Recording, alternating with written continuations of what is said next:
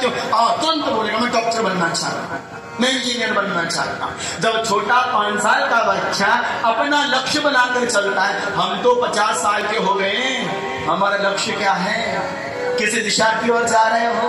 क्या सोचा है आपने अपने लिए? थोड़ा सोचो तो सही। हाँ, कुछ तो बताओ, लक्ष्य क्या है आपका? बिना लक्ष्य के जीने वाला इंसान पशु है। पशु किसे कहते हैं? न पश्यति इति पशु। मनुष्य किसे कहते हैं? मनानात इति मनुष्य। जिसके जीवन में लक्ष्य हो, जो अपने जीवन को केंद्र बिंदु में रखकर मुझे क्या करना है इस बात को जानता हो, उसे मनुष्य कहते हैं, उसे मानव कहते हैं। लेकिन जो केवल संसारिक सुख भोगकर मर जाता है, उसे सबसे बड़ा पशु कहते हैं। जानवर भी अपने बारे में जानता है कि मैं जानवर हूं, लेकिन इंसान मनुष्य होकर भी यदि गलत कर्म करे, अधर्म करे, वो मनुष्य होकर भी पशु हो जाता है। ये शाम न विद्या तपो न दानम न जापशीलम न गुणो न धर्म ते मृत्यु लोके भुविवान भूता मनुष्य रूपेण विकासरन्ति ही।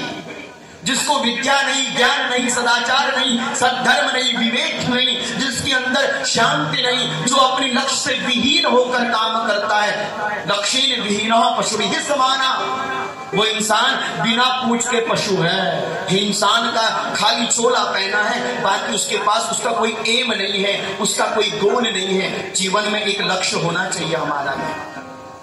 बुढ़ापे में आकर तुम्हें ये बात समझ में आए, अच्छा है, अभी से अपने जीवन में एक लक्ष्य रख लीजिए। लक्ष्य होना बहुत जरूरी है। महाभारत का एक छोटा सा प्रसंग मुझे याद आता है।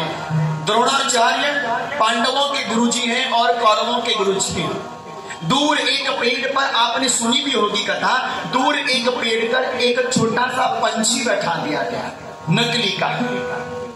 नकली का पंछी बैठा दिया गया और नकली के पंछी को बैठाकर सबसे कहा गया इसकी आंख में निशाना लगाइए।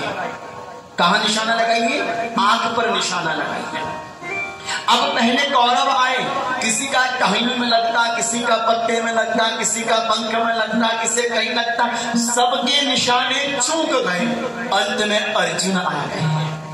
अर्जुन, अब तुम्हारी बारी है, तुम अपना लक्ष्य भेदो। और अर्जुन ने लक्ष्य भेदा और वो सीधा तीर तोते की आंख में जाकर लग गया। अब गुरुजी ने सबसे पूछा, क्यों भाई? अर्जुन ने तो निशाना ठीक लगाया, लेकिन तुमने क्यों नहीं? बोले महाराज हमको आंखें दिखी नहीं। लेकिन अर्जुन तुमने निशाना कैसे भेदा आंख का? बोले महाराज जब आपने आता, आपने आंख में निशाना लगाना है, फिर मैंने और कुछ देखा ही नहीं, मैंने केवल आंख को देखा, इसलिए निशाना भेद लिया। हाँ, निशाना भेद लिया, लक्ष्य भेद लिया। लक्ष्य को बनाकर चलिए।